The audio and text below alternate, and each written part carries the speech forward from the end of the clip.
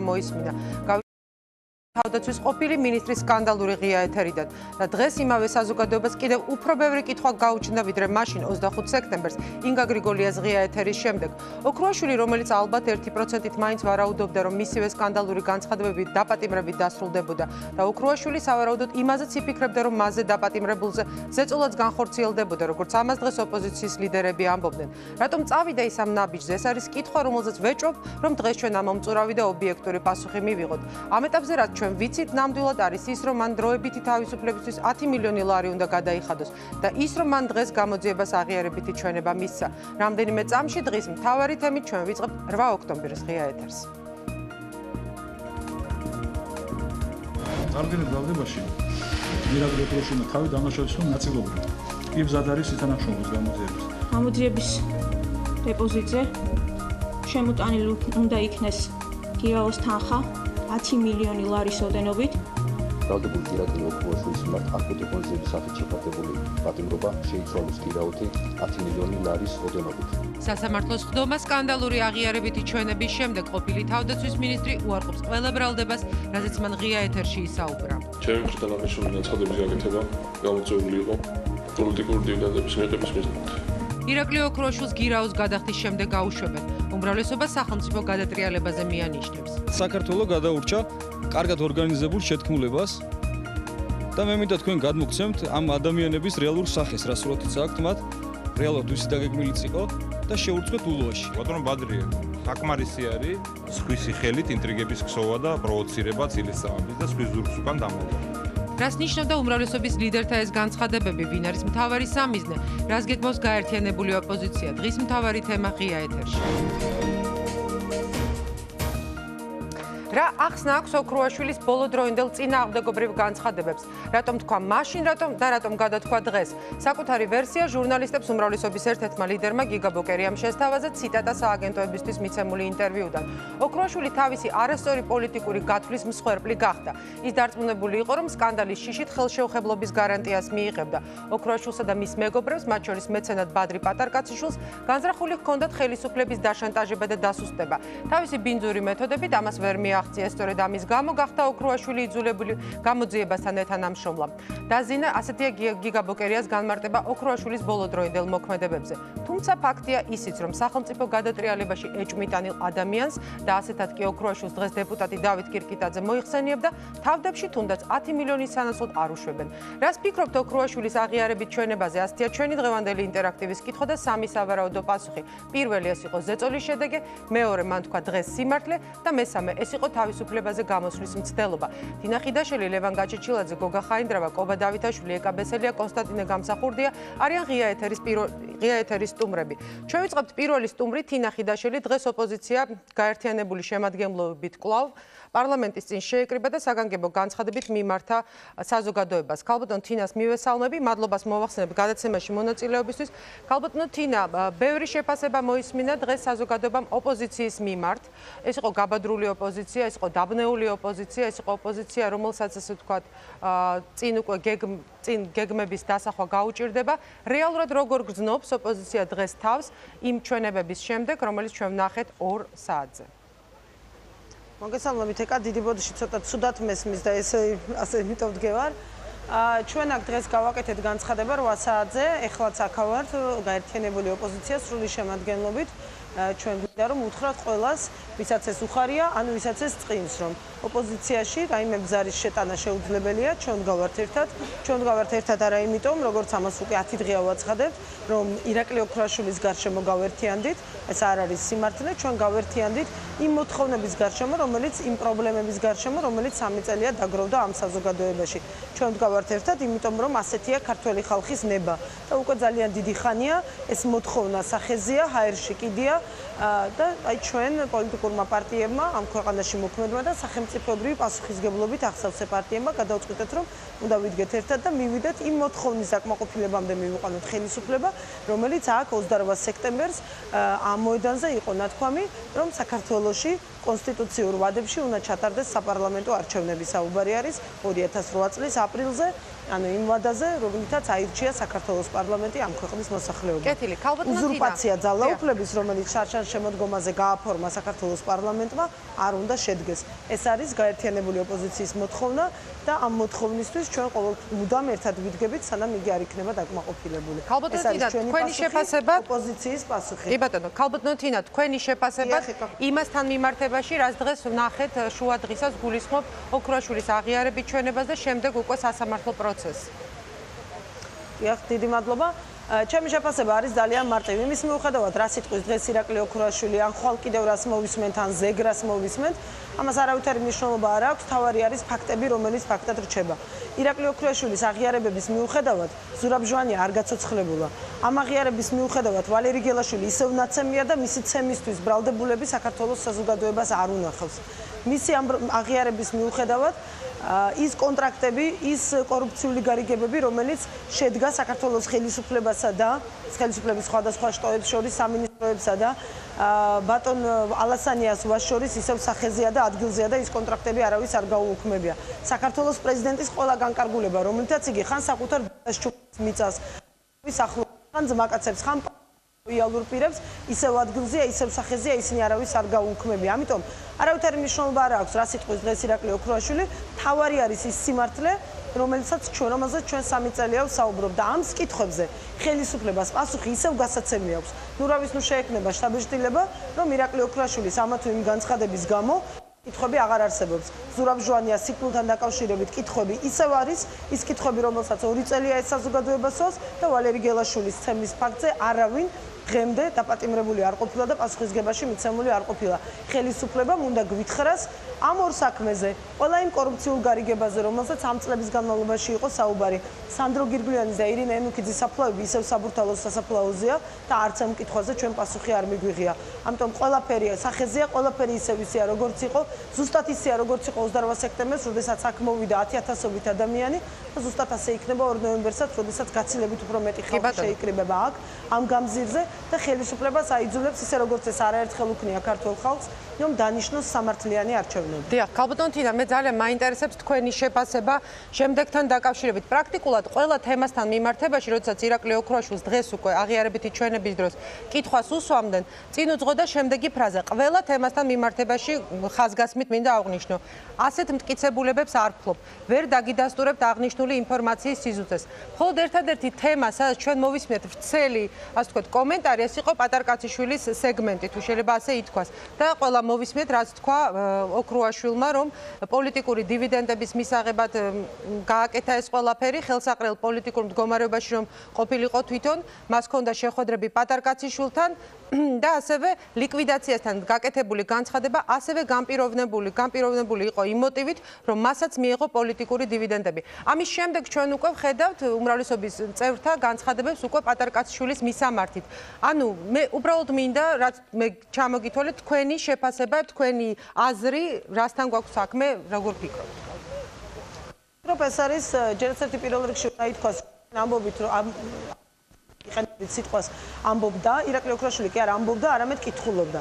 და ეს პრინციპულად მნიშვნელოვანია. ის კითხულობდა იმას, ეკითხა, ასეთია ჩემი ვარაუდი, მე ხა ძალიან გამიჭირდება რამეზე მტკიცებულებით ტონში საუბარი.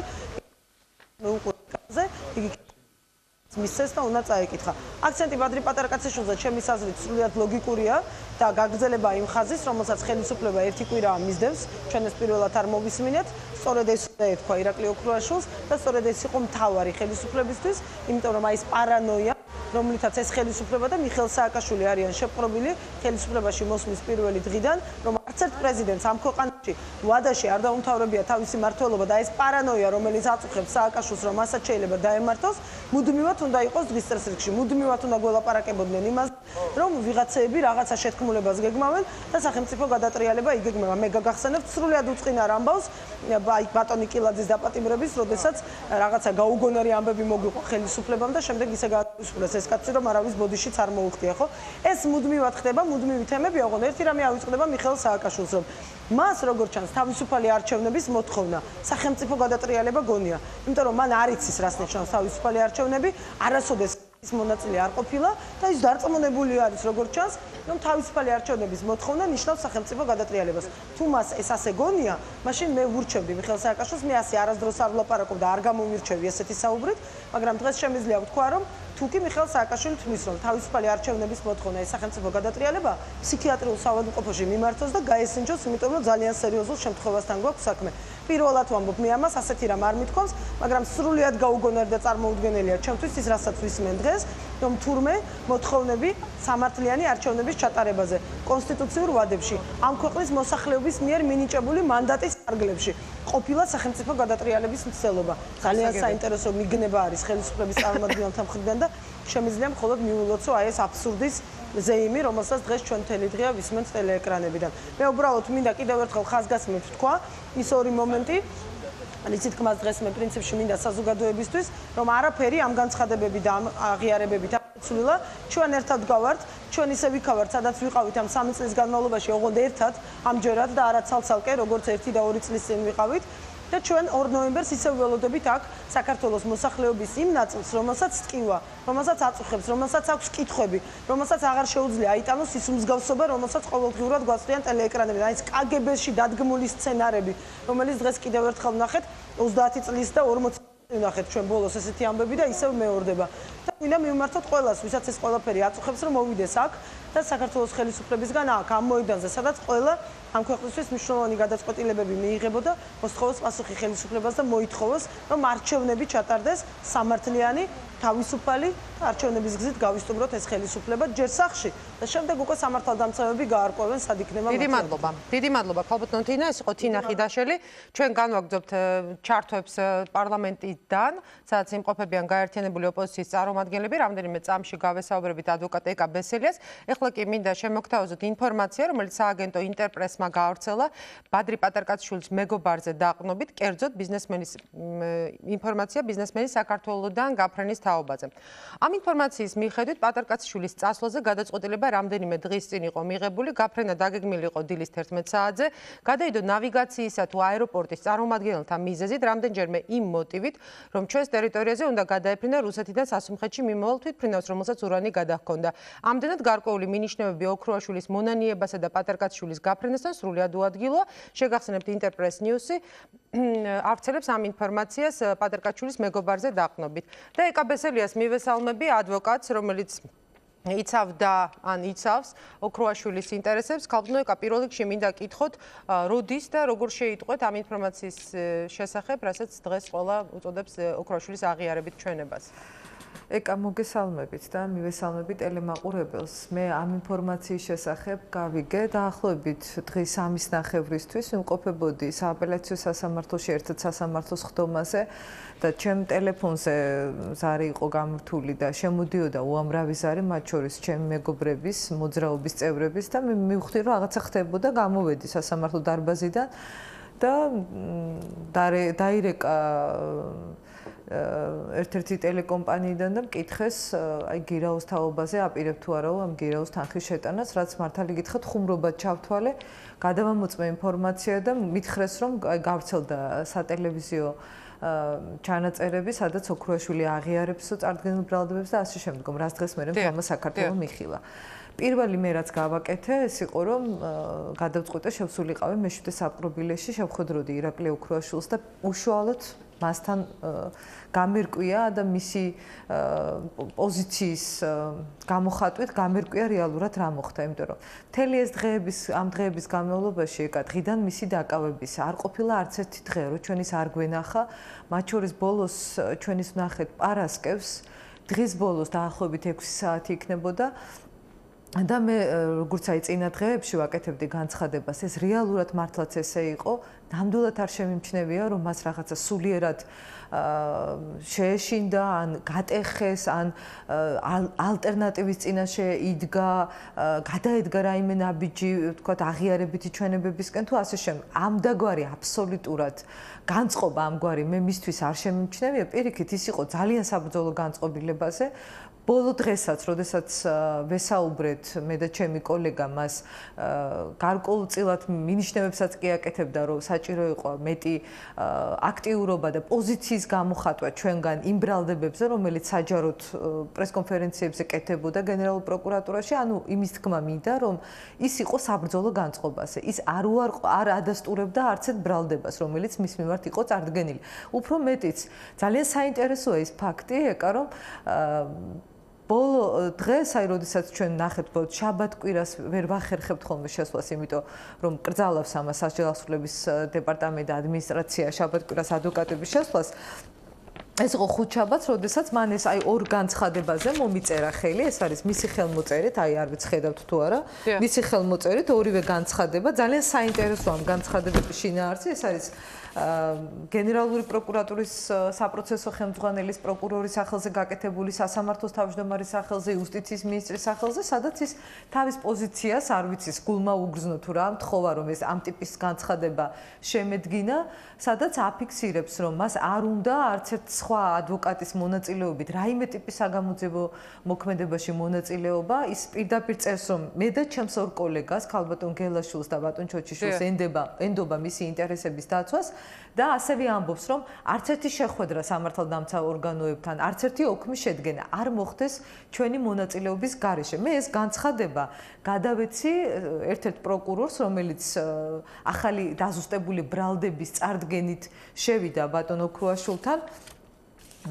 ეს იყო ხუთშაბათი დღე, თუ არ ვცდები და ეს მან ჩაიბარა ოფიციალური ხელმოწერით, რაც მე ასლის სახით გადმომეცა. ანუ იმის თქმა მინდა რომ ირაკლი ოქრუაშვილს აი ამ ცნობილი დღევანდელი განცხადებებამდე ორი დღით ადრე ქონდა აბსოლუტურად სხვა პოზიცია. ეკა რა მოხდა ამ ორ დღეში? აი ხო რა მოხდა? მე მინდა ეკა გითხრათ რომ დღეს გაერთიანებული ოპოზიცია მთელი დღის განმავლობაში აკეთებს პოლიტიკურ კომენტარებს, განცხადებებს, ამიტომ ამის დეფიციტი ნამდვილად არ არის, ამიტომ მე როგორც იურისტი უპირველეს ყოვლისა მინდა აი მხოლოდ ფაქტებზე დაყრდნობით მივაწოდო საზოგადოებას სწორი ობიექტური ინფორმაცია და ანალიზი გააკეთოს ჩვენმა საზოგადოებამ, ეს მას ნამდვილად არ გაუჭირდება.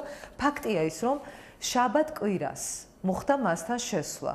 შაბათ-კვირას დაიწყო მასთან გარკვეული ფორმის, სახის ზემოქმედების ღონისძიებები, რამაც აიძულა იგი ამ ტიპის განცხადებები გაეკეთებინა. ეხლა მე მინდა ერთი ძალიან საინტერესო ფაქტი გითხრათ, რაც დღემდე არ გამიხმაურებია და დღეს ნამდვილად საჭიროდ ვთვლი, რომ ეს განცხადება გავაკეთო. როდესაც ირაკლი ოქრუაშვილი დააკავეს მოდულის შენობაში, ის იმყოფებოდა ორი დღის განმავლობაში, მასთან დაკავების დღეს, იმავე დღეს თუ არ ვცდები, ან იმავე დღეს, ან მეორე დღეს, შევიდნენ თანამშრომლები, ეხლა კონკრეტულად გვარს არ ვასახელებ და მას შესთავაზეს, რომ თუ კი ის გააკეთებდა რაიმე ტიპის აღიარებით განცხადებას, გააკეთებდა იმ მის მიერ წარდგენილი გაცხადებული ბრალდებების უარყოფას, მასაც და მის ყველა თანამებრძოლსაც გაათავისუფლებდნენ უპირობოდ და მხოლოდ და მხოლოდ საჭირო იყო ამისთვის ეს გაცხადებული პოზიცია, რომ ის უარყოფს ყველა ბრალდებას და ყველა იმ განცხადებას, იმ ფაქტებს, რომელზედაც ისაუბრობდა თქვენი ეთერის საშუალებით და პრესით. მას ასაცილოდ არ იყო ეს შეთავაზება, ეს წინადადება და ცივი უარით გაისტუმრა ის ადამიანები, ვინც მასთან შევიდნენ. ეს იყო მისი პოზიცია და ეს პოზიცია ბოლო დღემდე, აი პარასკევის ჩათვლით, არ შეცვლილა. ეს მე ნამდვილად შემიძლია განვაცხადო, ამიტომ ის რაც მოხდა კვირას და რაც მოხდა დღეს სასამართლო პროცესი და ასე შემდგომ, რასაკვირველია ეს ერთმნიშვნელოვნად იყო მასზე განხორციელებული ზეწოლის შედეგი. ხა რა მეთოდები იქნა გამოყენებული მის წინააღმდეგ? მე ამაზე დღეს ვერ ვისაუბრებ, იმიტომ რომ ვიზუალური ეფექტით ქალბატონო ეკა არის რამე თქვენთვის დაუშვათ კითხვის ნიშანი, რასაც თქვენ უყურებთ ვიზუალურად, რომ მას ეტყობოდა რაიმე ზეწოლის კვალი. რასაკვირველია ეკა, მე დარწმუნებული ვარ, რომ ნებისმიერი ადამიანი, ვინც უყურებდა აბსოლუტურად ობიექტურად და მიუკერძოებლად აი ამ კადრებს, აბსოლუტურად ნებისმიერ ადამიანს შეექმნებოდა იმის განცდა, რომ ის არ იყო ნორმალურ მდგომარეობაში, რომ ის არ განიცდიდა რაღაცა ტიპის ზემოქმედებას. აშკარად ეტყობოდა, მას აი იყო რაღაცა მომენტები, როდესაც თვალებიც მიეხუჭა, იყო ეს მუდმივად წყალს სვამდა, რაღაცა უცნაურ ჟესტიკულაციას იყენებდა, თუმცა სასამართლოზე ცოტას უფრო ასე ვთქვათ, ეს უკვე იყო ეკა გაგრძელება იმ სცენარისა, რაც დაიწყო შაბათ კვირას, უკვე დღევანდელი პროცესი, ეს უკვე იყო გაგრძელება. სხვათა შორის ერთი საინტერესო ფაქტი. აი ადვოკატთან დაკავშირებით, ნახეთ რა ხდება. თუ ირაკლი ოქრუაშვილი ნებაყოფლობით თანამშრომლობდა გამოძიებასთან და ამისი სურვილი მან გამოთქვა.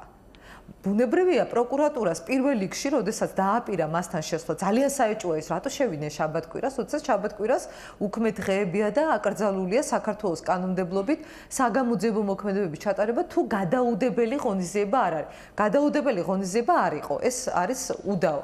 შევიდნენ მასთან და შევიდნენ ისე, რომ არც ერთი ჩვენთაგანი, არც მე და არც ჩემი ორი კოლეგა არ ჩააყენეს საქმის კურსში. მათ შეიყვანეს ადვოკატი პაპუაშვილი.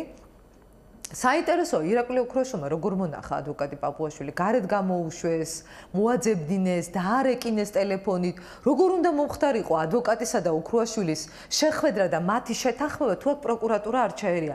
მე ძალიან მწუხვარ ეკა, რომ დღეს პროკურატურა ესე ღიად და დაუფარავად ადვოკატის ინსტიტუტს იყენებს ისე, როგორც მას ეს სურს. დღეს რომ ის ადვოკატი, ერთ-ერთი ადვოკატი პაპუაშვილი ვალდებული იყო ეთიკის კოდექსით, რომ ჩვენ დავკავშირებოდა და ჩავეყენებინეთ საქმის კურსში, იმიტომ რომ საქვეყნოთ იყო ცნობილი ის ფაქტი, რომ ირაკლი ოქრუაშვილი წერილობითაც ზეპირად აცხადებდა, რომ ის ჩვენ გვიცხადებდა. იქნებ ეს არ იყო ოქრუაშვილის სურვილი. რა თქმა უნდა არ იყო ეკა ოქრუაშვილის სურვილი, იმიტომ რომ ოქრუაშვილი ამას ფიზიკურადაც ვერ შეძლებდა. მეორეც საოცარი ფაქტია ის, რომ როდესაც მან პირველად აი თქვენ გახსოვთ ის იყო საჯარო ცნობილი ფაქტი, როდესაც აღკვეთი ღონისძიების საკითხი წყდებოდა და ჩვენ ვერ შევძელით იმ სასამართლოს ხდომაზე მონაწილეობის მიღება იმ აპროვოცირებელი გარემოებების გამო, რომელიც ხელოვნურად შექმნათ საქართველოს სასამართლომ, მას შეუყვანეს სახაზინო წესით ადვოკატი ცარციძე. მან უარი განაცხადა და მიუხედავად იმისა, რომ ოქრუაშვილმა უარი განუცხადა ადვოკატ ცარციძეს, ეს ადვოკატმაც დაადასტურა და პროკურორმაც დაადასტურა სასამართლო პროცესზე, ის ადვოკატი მაინც დასვეს სასამართლოს ხდომაზე. თუ კი ოქრუაშვილის განცხადებას დღეს მე მიფრიალებენ ტელევიზიით, სხვათა შორის, იმიტომ რომ პირადად მე ეს არ მინახავს და მეუბნებია რომ ოქრუაშვილმა უარი განაცხადა დღეს წერილობით ამ ეტაპზე რომ თქვენ განახორციელოთ მისი დაცვა, რატომ მიიღეს უპირობოდ ეს უარი, როცა იგივე მან განაცხადა სახაზინო ადვოკატის მიმართ, მაგრამ ის ადვოკატი სასამართლო პროცესზე მიიყვანეს. თუ იმ დღეს ეკა დავასრულებს, თუ იმ დღეს სასამართლო პროცესის დანიშნის დროს, სადაც ადვოკატის მონაწილეობა კანონით არ იყო სავალდებულო აღკვეთი ღონისძიების საკითხი, როცა იხილებოდა, ქალაქის მერი მოგმართავდა ლამის პირდაპირ ეთერით სასამართლო პროცესზე მიბრძანდით, რატომ არ მიდიხართო და ღია მოწოდებები კეთებოდა. რატო არავინ არ გაგვაგებინა?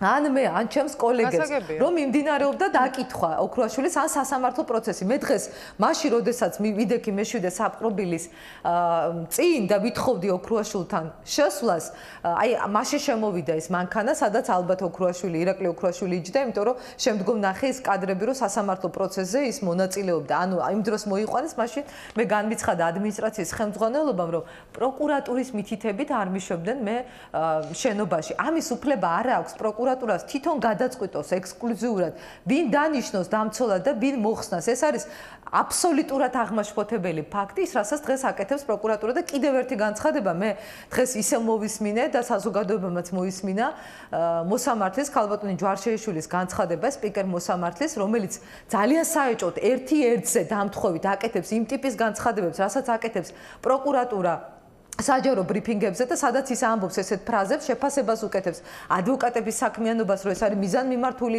პროვოკაცია, ეს არის საზოგადოების შესაბამისად შეყვანა.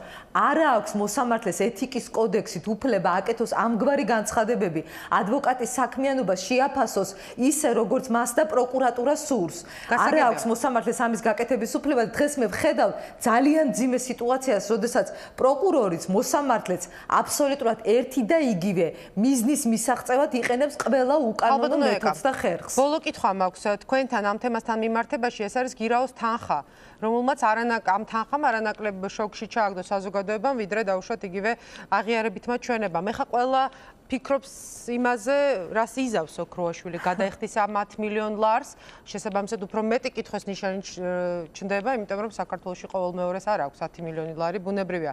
ანუ გაქვთ თქვენ რაიმე ინფორმაცია ამასთან მიმართებაში? 10 მილიონი ლარი დასახელდა. ეკა, დღეს სასამართლო პროცესი იყო ერთი საინტერესო ფაქტი. კიდევ აი გირაოსთან დაკავშირებით თქვენ მოისმინეთ, როდესაც ადვოკატი ადგა და განაცხადა, რომ თავაზობს სასამართლოს ალტერნატიულ აღკვეთის ღონისძიებას გირაოს, მაგრამ თანხა არ დაასახელა და განაცხადა, რომ აი ბატონო პროკურორო, თქვენ დაასახელა, მას მისცა ამის უფლება, რაც დაცვის უფლების დარღვევა იყო, რასაკვირველია და ესეთი რამ ადვოკატმა არ უნდა გააკეთო, ესე საჯარო და დემონსტრაციულად. ეს ერთი და პროკურორს მისცეს ამის ექსკლუზიური უფლება, რასაც სასამართლო უპირობო დაეთანხმა. მე დამიკავშირდა ირაკლი ოქროაშვილის დედა და მეუღლე დღეს და მე მათ ძალიან მთხოვეს რომ მენახა როგორ მე ირაკლი და გამერკვია რა ხდებოდა მე მისმა დედამ მითხრა რომ მე ვნახე ჩემი შვილი ის არ იყო ირაკლი მე ვერ ვიცანი ჩემი შვილი და ამბობდა რომ რაღაცა საოცრება გაუკეთეს ამ ადამიანს მე მეუღლეს ვესაუბრე სანამ აქ წამოვიდოდი და მანაც მითხრა რომ უბრალოდ ოჯახს არ აქვს ნამდვილად იმის შესაძლებლობა რომ ეს თანხა გადაიხადოს, ამიტომ ჩემთვის აბსოლუტურად გაუგებარია როგორ უნდა მოხდეს გირაოს სახით დასახელებული თანხის გადახდა, არ ვიცი.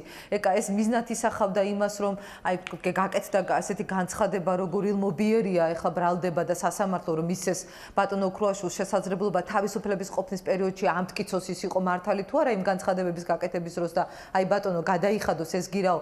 ალბათ ეს მიზნად ემსახურება იმას რომ თუ კი ვინმე ამ თანხას გადაიხდეს ოქროაშვილის სახელით კიდევ ერთი კომპრომენტირება მოხდეს მისი რომ აი თუ ეს მილიონები მას არ მოუპარავს საიდან გადაიხადა ეს თანხა მე არ ვიცი საიდან უნდა გადაიხადოს მან ეს თანხა იმიტომ რომ მე ვიცი ოჯახის პოზიცია აი ამ ბოლო მომენტისთვის რაც შეეხება შემდგომ როგორ განვითარდება მოვლენები ჩვენ ამას ვნახავთ ეკა მე დღეს ნამდვილად არ მინდა გავაკეთო რაიმე ტიპის ანალიზი მე ძალიან ბევრი შემთხვევა მინახავს როგორ იქცეოდა პროკურატურა და სამინისტრო მაშინ როცა მას სურდათ ქონდა სურვილი მიეღო ამ ტიპის შედეგი და იყენებდა ყველა დაუშვებელ მეთოდს და მე არ მიკვირს რომ ეს მეთოდები გამოყენებული იქნებოდა ირაკლი ოქროაშვილის წინააღმდეგ ის ბუნებრივია იმ საშიშროების შემცველი იყო რამაც ის ადამიანები ქუჩაში გამოიყვანა 27-ში და გამოიყვანდა ორშიც და გამოვა ალბათ ეს ხალხი ორშიც მაგრამ ყოველ შემთხვევაში მე ვხედავ იმას რომ ეს მეთოდები ეს აკრძალული მეთოდები რომელთა ცნობილია მეშვიდე საპყრობილე განსაკუთრებით ბოლო პერიოდში აღმოჩნდა ის ადგილი ის არენა სადაც იქნა რეალიზებული სამართალდამცავების მიზანი და ეს შედეგი სახეზე გვაქვს თუმცა ალბათ რატომ მოხდა ეს ყველაფერი რა მეთოდები იქნა გამოყენებული მე მომეცემა ეს ყველაფერი გავარკვე უშუალოდ მასთან. კეთილი, დიდი მადლობა ქალბატონო ეკა. ეკა ბესელია იყო ჩვენი გადაცემის სტუმარი. სავარაუდოდ ვიფიქროთ რომ თუ შედგა შეხვედრა ოქროაშვილსა და ეკა ბესელიას შორის, ალბათ დამატებითი ინფორმაცია ბუნებრივია საჯაროდ გვეცოდინება ყველას. ლევან გაჩიჩილაძეს ვრთავთ ჩვენ პარლამენტიდან და რამდენიმე წამში ჩაგვერთვება ბატონი გოგა ხაინდრავა. ბატონო ლევან, ბევრი რამ ითქვა დღეს ბოლშევიკური მეთოდები, თუმცა ითქვა ისიც რომ გატყდა ირაკლი ოქროაშვილი და ადამიანი ტყდებიან ციხეში. ითქვა ისიც რომ შესაძლოა ეს იყო რაღაცა სცენარის ნაწილი და ოპოზიცია კარგად იყო გამოყენებული ამ სცენარში. არ ვიცი, უამრავი ვერსია და ძალიან რთულია დღეს მე დასაწყისში წავღნიშნე სწორი ანალიზის გაკეთება. თქვენ რა სიტყოდით, როდესაც ნახეთ დღეს ეს კადრები? რა შეფასება გაქვთ, რა გრძნობა გაგიჩნდათ, რა ემოცია და ბუნებრივია რა იფიქრეთ? არავითარ მივესალმები პირველ რიგში თქვენ მაყურებელს. სრული პასუხისმგებლობით ვაცხადებ, რომ არის მცდელობა ერის გადაგვარების. გადაგვარებულია ერთი ტელევიზია, მცდელობა არის რომ მეორე ტელევიზია გადააგვარონ, გადაგვარებულია სახელმწიფო ინსტიტუტები. ეს გადაგვარებები ხდება მხოლოდ და მხოლოდ ძალადობრივი მეთოდებით. არავითარ თავისუფლებაზე ლაპარაკი არ არის. იმის გამო, რომ ოპოზიცია ითხოვს თავისუფალ არჩევნებს, მიზანმიმართულად მიმდინარეობს ცდელობა არის ერის გადაგვარებისა. მაგრამ მათ ერთი რამე დაავიწყდათ, რომ ქართველი ერის გადაგვარება არის შეუძლებელი. ქალბატონო ეკა, მე უბრალოდ პასუხის მაგივრად მინდა გთხოვოთ დაუშვათ კადრი კინოფილმიდან მონანიება, სადაც თვალნათლივ არის გამოხატული ის მეთოდები და პროცესები, როგორ უნდოდა კომუნისტურ რეჟიმს და ვიღაც არავიძეებს ქართული ერის გადაგვარება. და ამის მერე კიდევ უფრო თავისუფლად დავაკეთებ კომენტარებს. დიახ, ბატონო ლევან, მე ვთხოვ ჩვენს პროდიუსერებს, რომ გაუშვან ეს მცირე ნაწყვეტი ამ ფილმიდან. ზოგადად მე მინდა უბრალოდ მაყურებლის გასაგონად დავუშვი, რომ მე პირადად წინააღმდეგი ვარ საინფორმაციო ტიპის გადაცემაში ფილმების გამოყენების, მაგრამ ბატონ ლევანის თხოვნა იყო, რომ აი ეს ნაწყვეტი მონანიებიდან გაგვეშვა. მოდით ვნახოთ ერთად რა ფრაგმენტს გულისხმობდა ლევან გაჩეჩილაძე. რაჯაშუშური დავალება ქონდათ მოცემული. გვირავი უნდა გამეყვანა ბომბეიდან ლონდონამდე.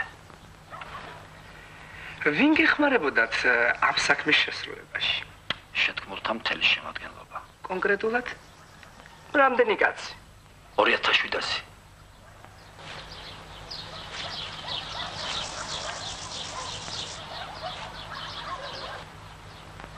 მომისმინე სანდრო. მე ბევრი ვიფიქრე. მთელი ღამეები ვფიქრობდი. ჩვენ უნდა დავასახელოთ რაც შეიძლება. მეტი ადამიანი ეროვნული პარტიიდან მთელ ქვეყანას ხომ ვერ დაიჭერენ. მაგრამ როდესაც ეს 100,000-ს მიაღწევს, ზევი დაფიქრდებიან. საკანკებო ეროვნულ კრებას მოიწვევენ და გამოაშკარავენ ყველა იმ ბოროტ მოქმედს, ვინც მთავრობა შეცდომაში შეიყვანა. გესმის სანდრო? ეს ტაქტიკა.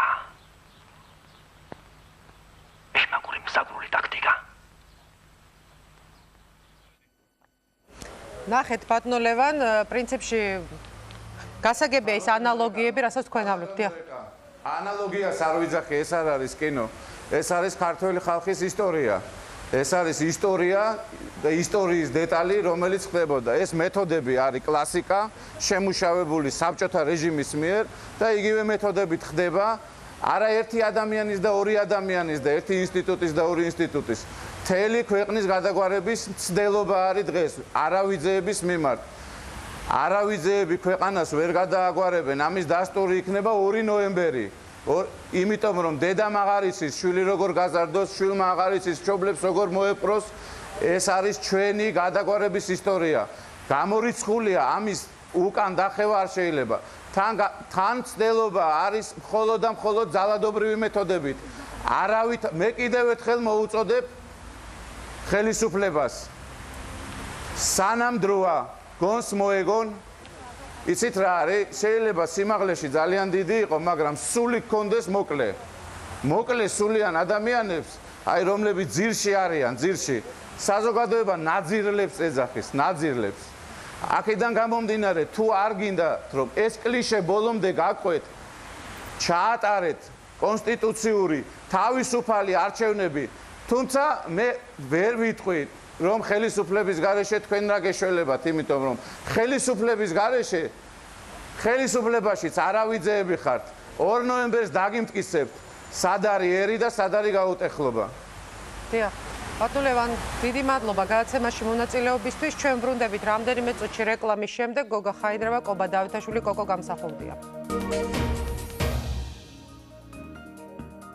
ეს არის ღია ეთერი. გოგა ხაინდრავა გახლავთ ჩვენი მომდევნო სტუმარი, ასევე პარლამენტიდან გვერდება ბატონი გოგა ხაინდრავა. ბატონო გოგა, მოგესალმებით. მინდა კითხოთ შემდეგი, მიიღო თუ არა თქვენი აზრით ოპოზიციამ სერიოზული დარტყმა დღევანდელი აღიარებითი ჩვენების შემდეგ? მე ვფიქრობ, რომ დარტყმა ნაციონალურმა მოძრაობამ მიიღო. ორივე შემთხვევაში აიძულეს თუ არ აიძულეს ახალაიას ჯურღმულებში ირაკლი ოქროაშვილის იმის თქმა, რაც თქვა, თუ ეს სიმართლეა, ორივე შემთხვევაში ეს არის იმ ოჯახის წარმომადგენელი, იმ გუნდის წარმომადგენელი, რომელსაც პრეტენზია აქვს ხელისუფლებაზე, ლეგიტიმურ ხელისუფლებაზე საქართველოში და რომელთაც იმ მრავალრიცხოვანი ქურდობების კრიმინალური დანაშაულების შემდეგ, რომელიც ჩადენილი აქვს საკუთარ ქვეყანაში, არანაირი ლეგიტიმაცია არ გააჩნია. ბატონო გოგა, მაინც ყველა მას აინტერესებს აი ეს თემა, გატყდა თუ არა ირაკლი ოქროაშვილი. ყველა აი ამ თემაზე საუბრობს. მაგას ლაპარაკი არ უნდა. ოღონდ მე ვფიქრობ, რომ მაინც ყველა ჩვენთაგანმა უნდა თავი შეიკავოს სანამ ირაკლი ოქროაშვილი გარეთ გამოვა და ჩვენ გვექნება შესაძლებლობა, რომ არა ამ მარწუხებში, ამ არაკაცების მარწუხებში მისი ყოფნის დროს შევაფასოთ მისი პოზიცია, არამედ როცა გარეთ გამოვა. ჩვენი განსხვავება ამ ნაციონალური მოძრაობისგან და იმ გუნდისგან, რომლის ვარსკვლავი, რომლის ყველაზე კაშკაშა ვარსკვლავი დასაყრდენი პროკურორი, თავდაცვის მინისტრი იყო ირაკლი ოქროშვილი, არის ის, რომ იმათ დაცემა არაცალეს და ტალახში ამოსვარეს და ფეხებით შედგნენ საკუთარ მეგობარს და ჩვენ ადამიანები, ვისაც გარკვეული პრეტენზიები ჰქონდა და არასოდეს არ დაუმალია, დაპატიმრებულ კაცს და იმ მდგომარეობაში ჩაგდებულ კაცს, რომელშიც აღმოჩნდა ირაკლი ოქროშვილი, მივეცეთ შესაძლებლობა და მოვითხოვეთ შესაძლებლობა თავისუფალი მოქმედებისა მისთვის. აი განსხვავება ჩვენსა და მის გუნდ შორის. დიახ, ბატონო გოგა, დღეს დავით კირკიტაძე მიიტანა სახელმწიფო კანცელარიასთან სურათები და ოპოზიციას უწოდა გაბადრული ოპოზიცია. ასევე დღევანდელი კომენტარებით ნათელი გახდა, რომ პრინციპში ერთ-ერთი მთავარი ობიექტი განცხადებებისა იყო ბადრი პატარკაცშვილი. თქვენი აზრით, რატომ იყო გამოყენებული ოქროაშვილის თემა, აღიარებითი ჩვენება, თუ გნებავთ წინა განცხადებები იმისთვის, რომ ბევრი ესაუბრათ დღეს ბადრი პატარკაცშვილზე? დავიწყოთ იმით, რომ გაბადრულ ოპოზიციაზე უარესი უბადრუკი ხელისუფლებაა. მე ვფიქრობ, ამ შემთხვევაში უბადრუკ ხელისუფლებასთან აგვაქვს საქმე.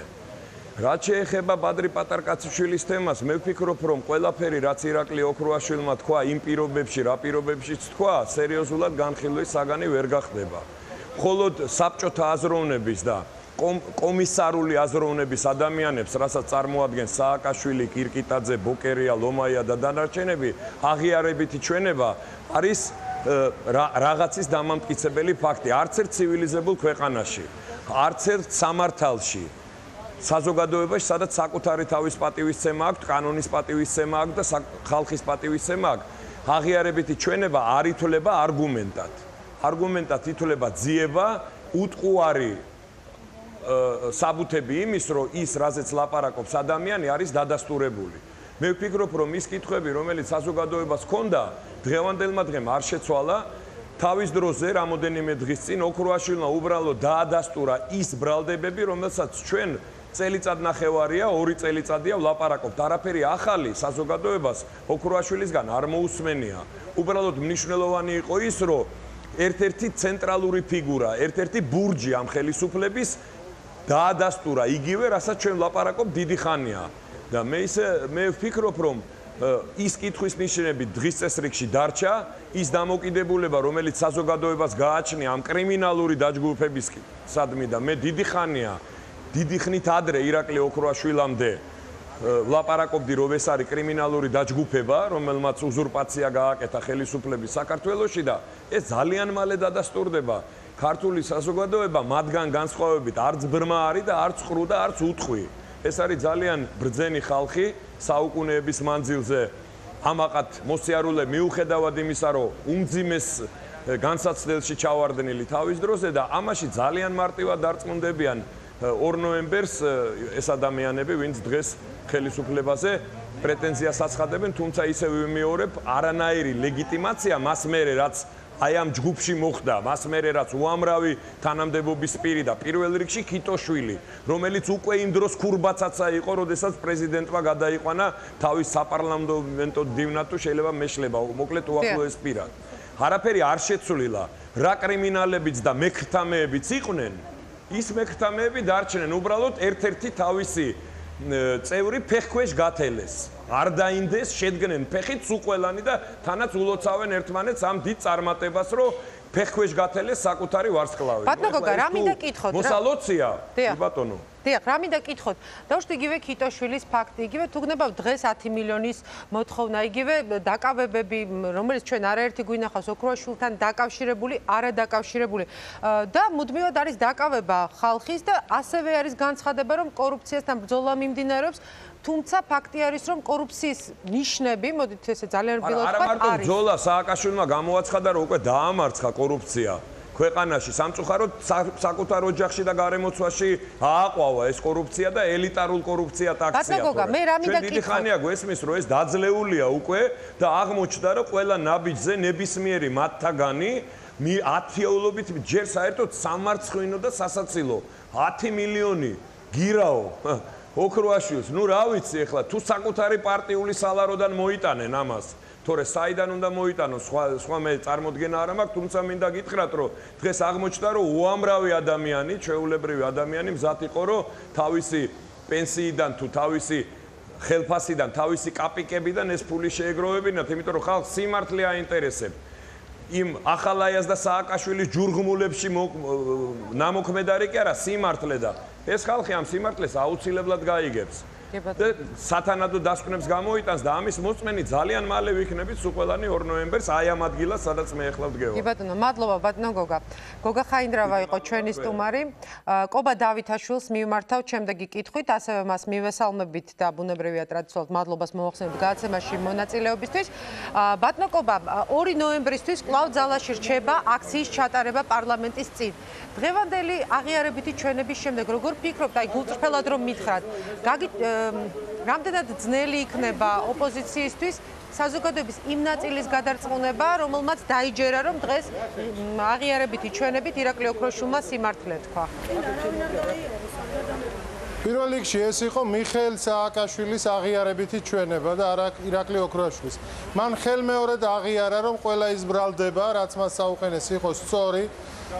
მან პირველი თანაშაული ჩაიდინა, როდესაც გაჩუმების მიზნით მძევლად აიყვანა ირაკლი ოქროაშვილი და დღეს ჩვენ ვიხილეთ ალ-ჯაზირას ტიპის კადრები, როდესაც ადამიანს თავზე ადგენან ტერორისტები და თუ არ წაიკითხავს დაწერილ ტექსტს, ფიზიკური ანგარიშსწორებით ემუქრებიან.